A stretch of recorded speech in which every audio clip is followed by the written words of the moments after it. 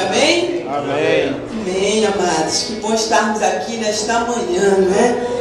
Nós somos o povo mais feliz da terra, amém? Amém. Queremos chamar aqui, então, o nosso deputado Major Fábio, que é o pregador desta manhã. Mas eu queria chamar também nosso irmão, deputado Isaías Silvestre, ele que é o pastor, né? Para que ele venha fazer a oração aqui, para que esta palavra abençoada que o nosso Major Fábio vai trazer para nós caia diretamente no nosso coração. Lutando e vencendo, né? Lutando e vencendo. Esta palavra.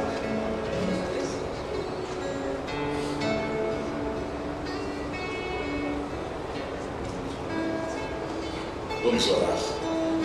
Agradecer a Ele porque tem nos proporcionado uma manhã na presença de quem pode e quer nos ajudar. Senhor Deus, na Tua presença estamos nessa manhã maravilhosa, tem nos despertado para estar, Senhor, agradecendo a Ti, buscando de Ti, Senhor, soluções para nossa caminhada, para os nossos problemas. E agora, Senhor, o Teu servo, Major Sérgio, vai estar ministrando a palavra, que ela possa cair, Senhor, em boa terra, possa prosperar, e que a semente, Senhor, possa dar frutos, e frutos que permaneçam. Com esse propósito que nós confiamos e esperamos em Ti. Continue conosco no Teu nome. Amém. A graça e a paz do nosso Senhor Jesus. Amém. Amém. Amém. É um prazer muito grande ter sido convidado para falar de algo maravilhoso. Realmente é muito difícil e muito fácil falar do amor de Deus, falar da misericórdia de Deus, mas é muito mais mesmo importante estar falando do amor de Deus do que estar ali na tribuna falando das questões sociais, né? Não é hipocrisia não, porque às vezes a gente, né, de repente podemos dizer, mas lá também é importante.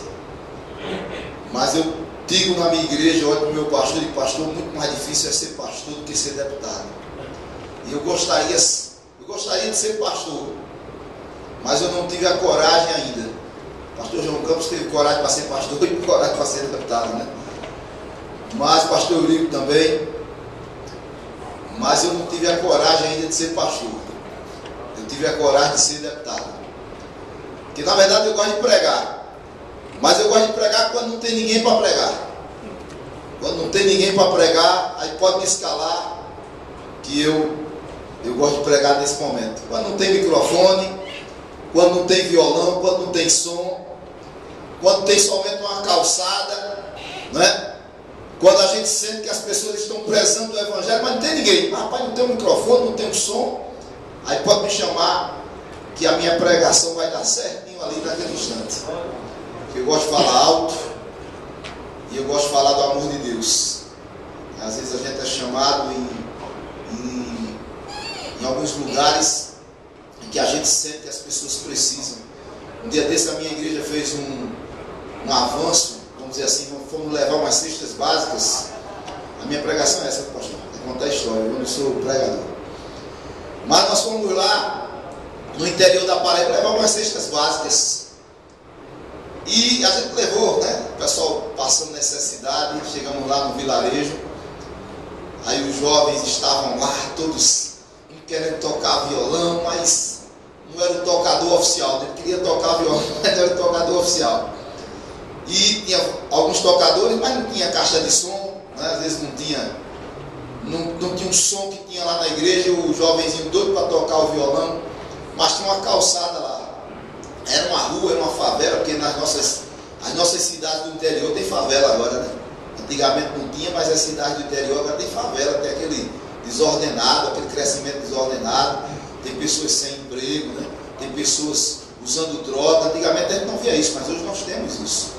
E tinha uma calçadazinha, eu disse, pronto, ali está local ideal para a gente pregar. E os jovens aqui. E os jovens olhando, sabe para que meu irmão Fábio quer? Eu vou pregar, vamos fazer um culto aqui.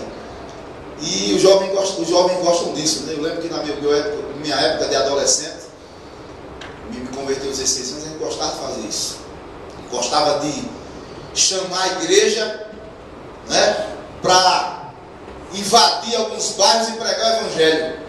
E eu lembro que muita gente que às vezes ficava lá sentadinha e a gente chamava e encorajava, e de repente a gente estava lá naquelas tardes de domingo, lá em Aberlima, pastor Eurico. Eu era lá de Aberlima, da igrejinha lá em Aberlima. E a Assembleia de Deus é muito forte lá. Mas a gente subia e estava lá a gente pregando, no meio da rua, sem caixa, sem som. Mas a gente pregava. E nesse dia eu lembro, lá na Paraíba, agora há pouco tempo, poucos meses, subimos na calçada, mas os jovens vibraram tanto, e eles gostaram tanto, e o tocador queria tocar, ele tocou tanto que quando eu vi, o dedo dele estava sangrando, que ele se empolgou tanto, né? Mas o evangelho é assim, o evangelho nos empolga. O evangelho, ele faz a gente, né? Eu estou lembrado aqui da pregação, né? Bem diferente da minha, semana passada, pastor Marco Feliciano, quando ele falava aqui da transformação que nós precisamos fazer. Hoje a igreja precisa se levantar bem mais forte do que a igreja primitiva. Nós precisamos ser bem mais forte do que a igreja primitiva.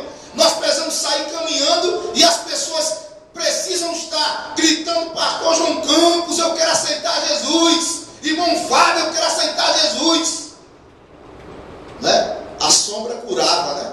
A camarada passava, o discípulo passava, o apóstolo passava e a sombra dele ia curando.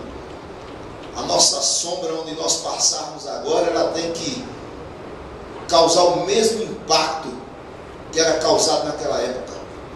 Eu olhando para o deputado Carimbão, o trabalho que ele faz lá em Alagoas, né? Olhando aqui, ele não está aqui não, olhando quando eu tenho oportunidade de vê-lo. E aquele trabalho que ele faz ali em Alagoas, que coisa espetacular, né? Que coisa espetacular. Às vezes a gente entra no hospital do câncer para fazer uma visita. Um dia desse eu entrei para visitar uma pessoa que eu nem conhecia. Eu disse: eu vou visitar, vamos visitar a minha, chamei a esposa, vamos meu amor, vamos fazer uma visita no hospital do câncer. Mas não tem ninguém que a gente conheça lá, mas vamos lá. E fomos lá, saímos lá da Paraíba e veio até Pernambuco. E lá nós entramos para visitar uma menininha que eu não conhecia. Hoje essa menininha, eu tenho um amor tão grande por ela, né? A gente começou ali antes da gente vir para cá. E começamos, e quando nós chegamos lá no domingo para visitá-la, aí outras pessoas começaram: chama o pastor para orar aqui também. Eu digo: eu não sou pastor não, mas chama o pastor para vir orar aqui. E a gente saiu orando pelas enfermarias. Como as pessoas precisam. E a nossa palavra, a nossa oração, né, confiados em Jesus, ela cura também da mesma forma. Da mesma forma que curava, que os apóstolos oravam, que os discípulos oravam. A gente ora e pede a Deus, e Deus faz as mesmas maravilhas que Ele fazia naquela época. Nós precisamos fazer, como dizia aqui a semana passada o pastor Marco Feliciano, nós precisamos fazer uma grande transformação. E por que a gente não faz essa grande transformação? Por que nós não estamos fazendo essa grande transformação? Será que há alguma falha em nós? Será que existe alguma coisa que a gente precisa ainda, né, do velho homem, que a gente precisa ainda deixar de lado? Vamos abrir as nossas Bíblias. Romanos, só vou ler um texto. Romanos capítulo 4.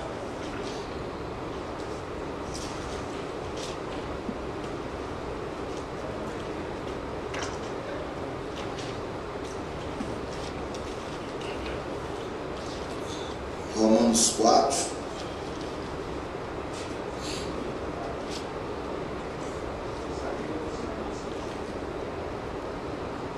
Vamos ficar sentados mesmos. Do 20 ao 25. E não duvidou da promessa de Deus por incredulidade, mas foi fortificado na fé, dando glória a Deus, e estando certíssimo de que Ele tinha prometido também, era poderoso para o fazer. Assim isso lhe foi também imputado como justiça. Ora, não só por causa dele está escrito que ele fosse tomado em conta, mas também por nós, a quem será tomado em conta, os que cremos naquele que dentre os mortos ressuscitou, a Jesus nosso Senhor, o qual por nossos pecados foi entregue e ressuscitou para a nossa justificação. Jesus ressuscitou. Jesus está vivo. Jesus morreu na cruz do Calvário pelos nossos pecados. Carregou sobre ele os nossos pecados. Mas Jesus precisava ressuscitar para nos ligar a Deus. E ele morreu. Os discípulos ficaram tristes. Ficaram muito tristes. O diabo pensou que havia vencido Jesus Cristo na cruz do Calvário. Mas ao terceiro dia, quando as mulheres foram visitar o túmulo estava vazio.